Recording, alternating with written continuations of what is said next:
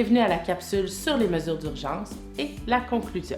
Donc, concernant les mesures d'urgence, vous allez probablement être témoin de troubles de comportement.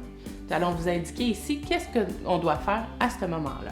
Donc, il faut toujours considérer la personne dans son contexte et dans sa maladie.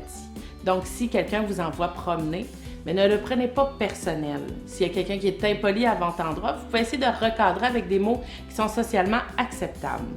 S'il y a quelqu'un qui s'exhibe devant vous, rappelez-vous que ce n'est pas un agresseur, que probablement l'usager a trop chaud, c'est pour ça qu'il enlève une couche. Vous pouvez toujours aller chercher le personnel pour vous aider, qui va aider l'usager à se rhabiller. Si vous êtes témoin de quelqu'un qui crie ou qui est agressif, assurez-vous que cette personne-là puis que les personnes qui sont alentour d'elle sont en sécurité et allez chercher de l'aide. Vous pouvez toujours aller, par exemple, dans les salles de bain ou dans les chambres pour aller appuyer sur le petit bouton rouge où il y a plein de gens qui vont venir vous aider. Si vous êtes témoin d'une urgence à l'extérieur de l'établissement, on fait confiance à votre jugement. C'est une urgence qui est immédiate pour faire le 911. Donc voilà. Au niveau des mesures d'urgence, ici vous avez un code de couleur. Ce code de couleur-là va se retrouver à l'envers de votre carte de bénévole.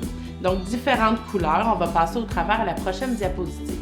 Mais pour l'instant, ce qu'on doit savoir, c'est que si vous êtes à l'intérieur d'une de nos installations, vous pouvez faire le 555 et vous pourrez rejoindre des agents de sécurité.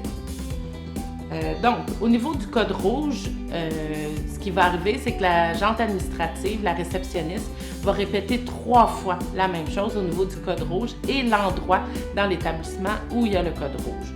Donc, les ascenseurs seront bloqués, les codes d'escalier seront désactivés aussi et les portes couvre-feu vont se fermer automatiquement. Si vous êtes en présence d'usagers, vous restez avec eux et vous attendez les directives.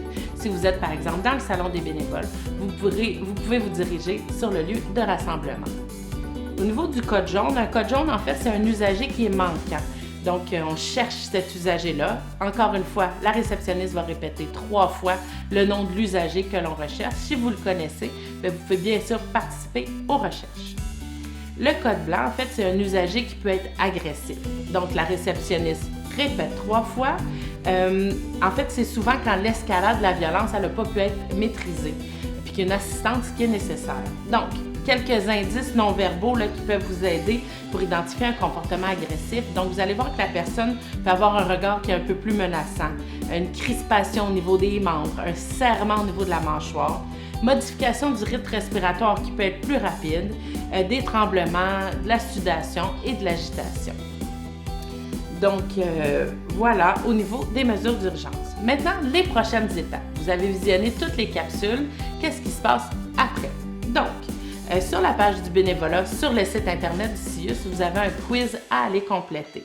Les réponses seront envoyées à notre agente administrative qui vous contactera pour planifier la suite. Une fois qu'on a reçu votre fiche d'inscription et votre lettre de référence, on va vous jumeler avec un intervenant local dans une de nos installations. Maintenant, en conclusion, j'aimerais vous parler un peu des défis qui vous attendent là, au niveau du bénévolat qui débutera sous peu.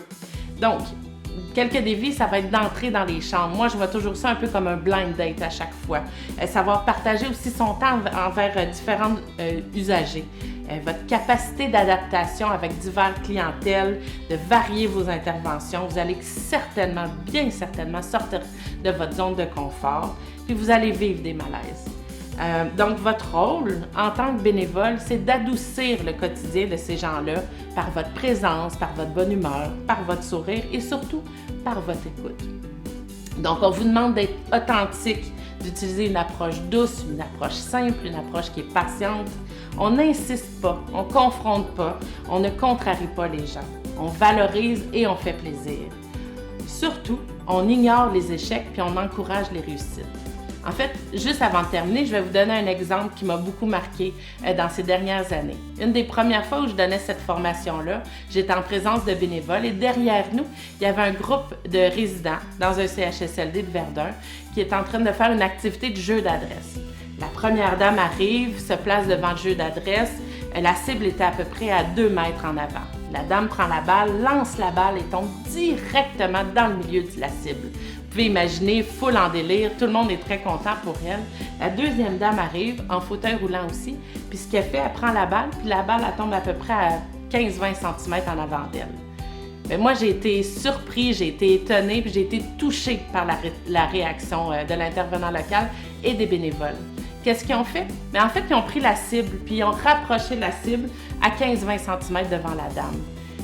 Quand on fait des jeux d'adresse, par exemple, ce n'est pas des jeux olympiques. Toute activité qu'on fait avec les usagers, toutes les activités bénévoles que vous ferez sont des prétextes. Des prétextes pour rentrer en contact, des prétextes pour travailler la motricité fine, des prétextes pour socialiser. Donc, gardez ça en tête quand vous allez débuter votre bénévolat. Puis je pense que ça va très bien aller. Au plaisir de vous croiser.